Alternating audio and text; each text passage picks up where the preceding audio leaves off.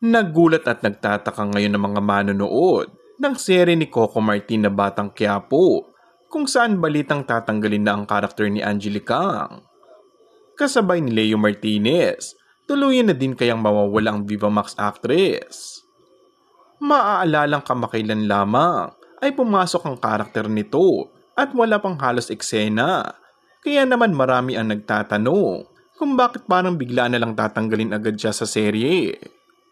Totoo nga kaya ang chika na mahina ang dating at viewership ni Angelica at sinisi pa nga ng ilang netizens na dahilan kung bakit daw bumaba ang ratings ng serye.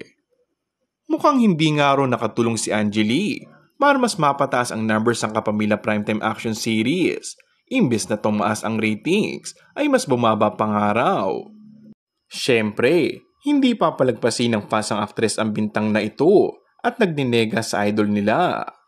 Marami rin ang nagsasabi na gawa-gawa lang ng mga gustong babagsakin si Angelica.